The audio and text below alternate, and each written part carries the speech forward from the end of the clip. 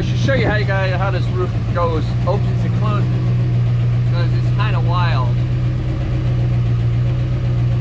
The car has to be running.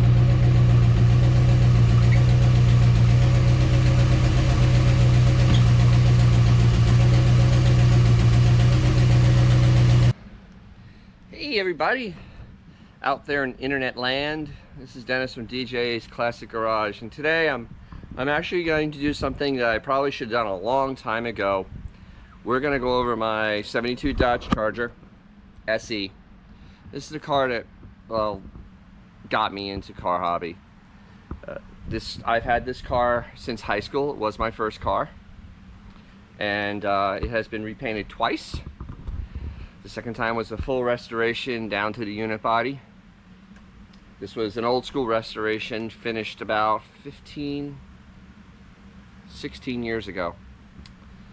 So we're going to take a little tour of the car now and show you some unique things about the 72 SE, and also, you know, this ridiculous hole in the roof that my car has that was extremely expensive.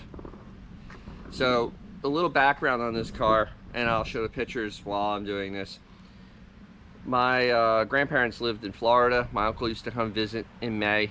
He'd fly down, buy a car, and drive back, because that's what you used to be able to do in the early 80s. You used to be able to find cars for a reasonable amount of money that had air conditioning and were roadworthy. So he flew down, and my grandfather was at a Ford dealership. He was a warranty manager, so he knew everybody on the staff and a very good rapport with everyone. So my uncle goes by, and somebody had just traded this car in for a Grand Marquis. It was the original owner.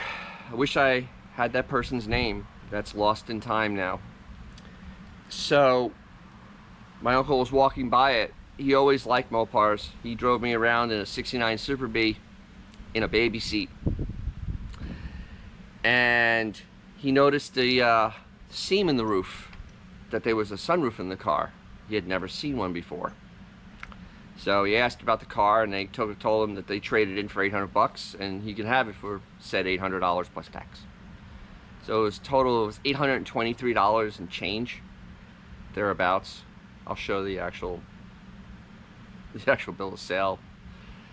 And there was nothing wrong with the car except that F78s on it. It had 14-inch F78s. And the car was very low to the ground, and the K-frame would be hit over bumps. But the air conditioning was cold, power steering worked, the engine only had 70,000 miles on it, and this is in 1985. So I immediately fell in love with the car. I was down in Florida at the time with him, and realized that this was a really cool car, and that it was very rare. I'd never seen one like that before, and I rode away to Chrysler Corporation about a year later, and I'll show that right here. That, you know, asking how many were made, because this is before anybody actually started doing any type of numbers. And when they wrote me back and showed me that it was, you know, equivalent of 399 SEs, I went, yeah, that's kind of rare. I think we need to save this car. So over time, it you know, it's just been, you know, for high school and all, it's just maintained. I even had bias plies, which was a dumb idea, young, stupid, and the car would slide and slip everywhere. So it was not the best. I drove it to college in Florida, and that was an ordeal. But I got, with the 318, I got 21 miles to the gallon, you know, doing 80 miles an hour for most of the trip. Pretty impressive.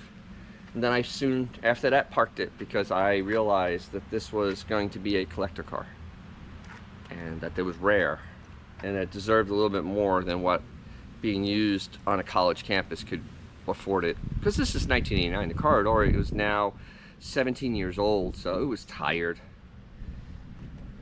Let's first go underneath the hood. Now, the original 318, 904, and the 8 1/4 are in cold storage right now. So when I restored it, I put in this slick 340, but I made everything stay the way it would be from the factory, down to the the pollution box there, which actually is a vent box, which is very necessary for the carburetor. It was originally electronic ignition car, power brake car, power steering car, air conditioning car, hood insulation car, because it's an SE. That's the original. This is the original radiator in the car. That is not the original condenser. It's been replaced. I converted to one. It was converted to 134 a while ago. I wish I hadn't done that. I want to go back to 12. The fan needs to help keep the R134 from getting too hot.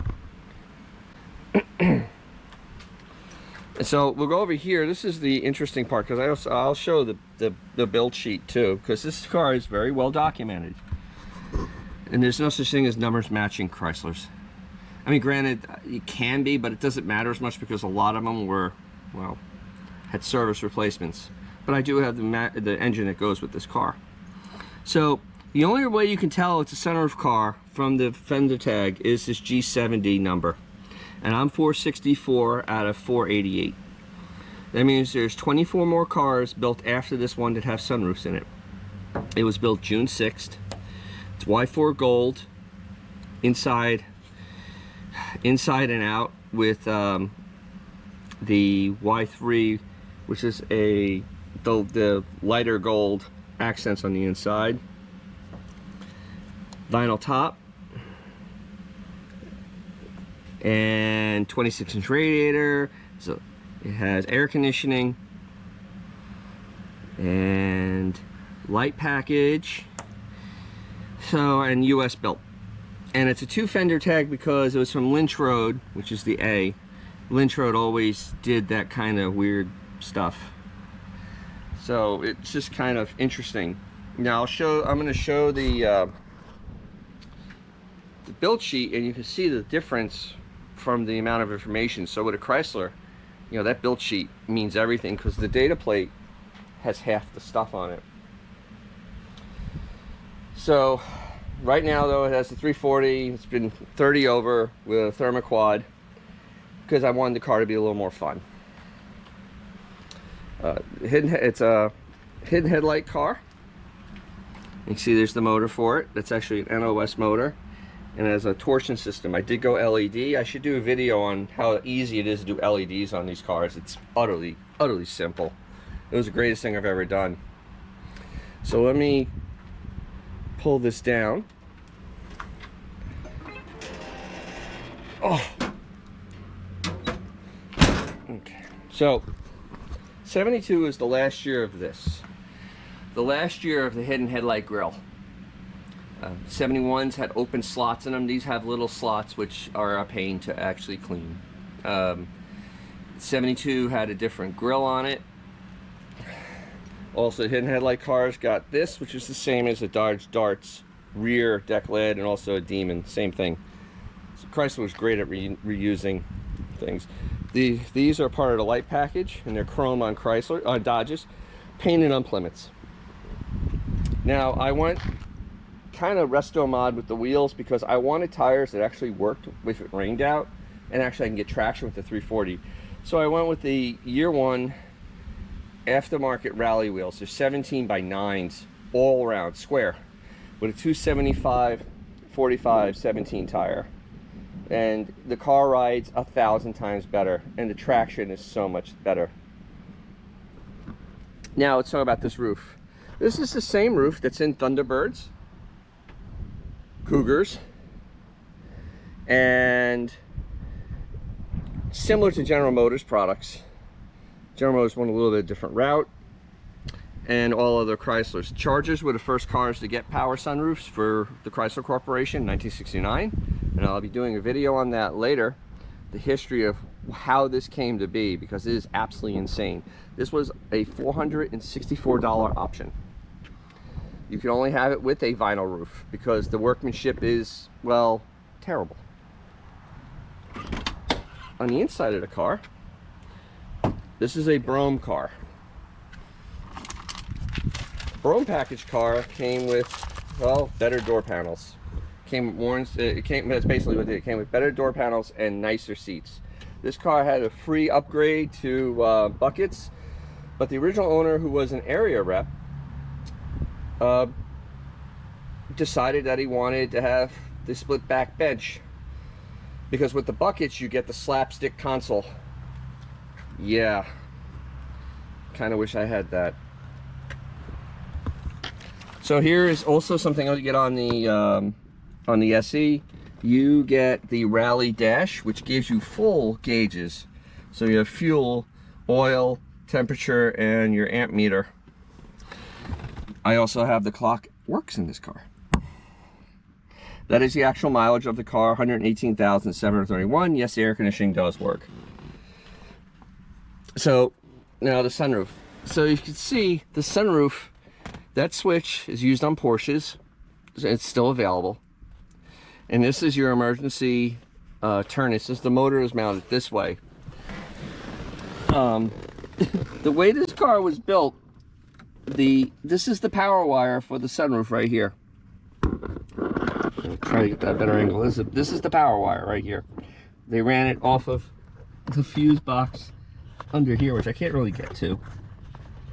This is so far up. But they ran the wire over.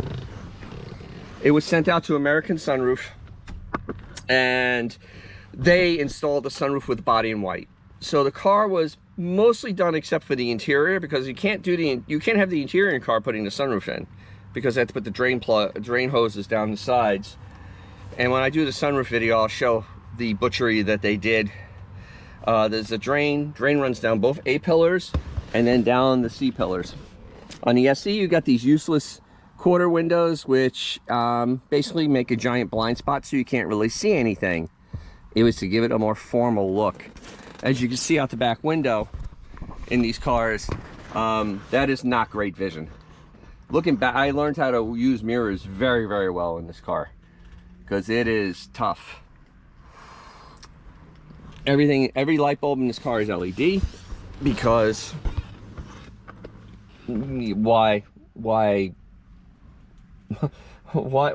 risk ruining any of the lenses, because they're hard to get. It's a Chrysler.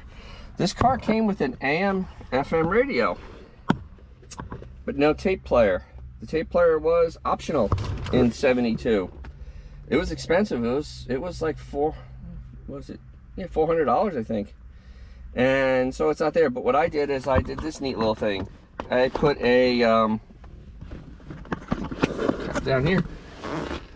I made a little Bluetooth receiver. So my phone that I'm putting this little thing here. My phone hooks up to that, and here's the little Bluetooth mic, and it plugs right into the radio. And I use the bypass. I have an AB switch here. I can listen to radio if I wanted to, and it's kind of neat.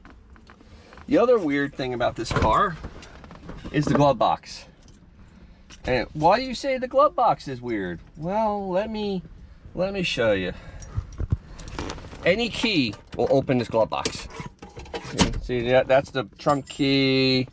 Yeah, this is the ignition key. And you don't have to put it all the way in. Kind of get it there. So yeah, not very secure, but it does have a lock on it.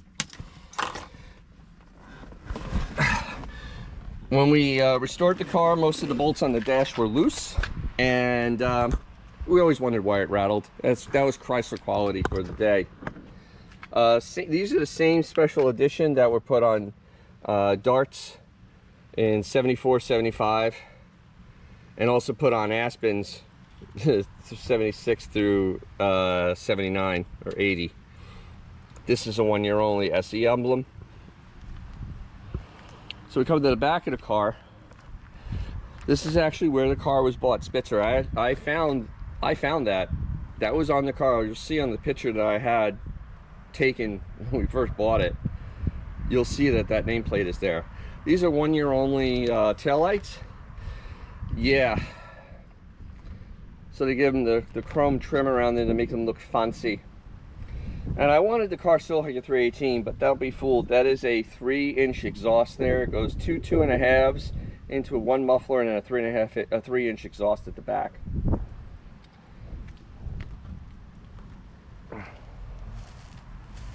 The corner panels have been replaced on this. The fenders were replaced on this. The hood's been replaced on this. It was a lot of work.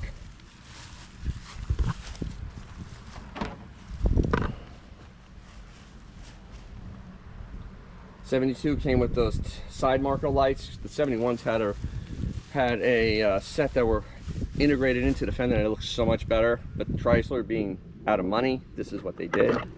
The '73 and '74 are completely different. This up here is much flatter, and it gets very flat in the back.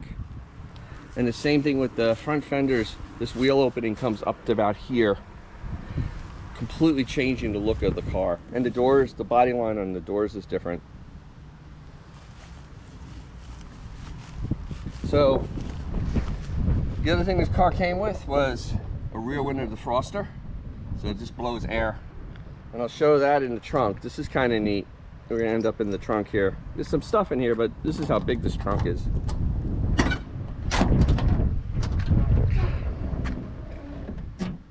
This is a '71 trunk on the car because this is the third trunk that's been on here. There's a spare tire that's been with it. I think it's a Ford rim because the original was missing. That's what came with it. And I just changed the tire on it. That's the rim that was on this car. And on these cars, the wheel wells are different sizes, and that's for NASCAR. Because on our NASCAR track, remember they put body white, that tire is up higher into the body than that tire on a super speedway. And these cars generated a lot of downforce. And they were much more aerodynamically efficient than the Superbirds or the Daytonas. Chrysler built this car in the wind tunnel from the start.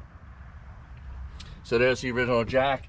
You can see back here, there is your rear window defroster. And then your one rear speaker. The car has 2 speakers in it. Yeah, it's great. So that is the tour of my first car. Actually my only Mopar ever. Seriously. You know, and I've had it and I drive it. This car is an absolute, you know, time capsule. You can fit 6 people in there comfortably, and it's a mid-sized car. It's 206 inches long with a 115-inch wheelbase, I believe. So yeah, there's the tour of my Charger. So I hope you enjoyed that. I hope you got something out of it. If you did, you know, crush that like button. If you know, if you really love these types of cars, subscribe, because I'm going to be adding a lot more stuff with them. We'll be getting back to the Oldsmobile. I'm going to be working on a couple of 69B bodies soon. There's a lot coming up, so don't miss that. Make sure you subscribe. And as always, remember, take your classic car out, because you'll make someone's day, including your own.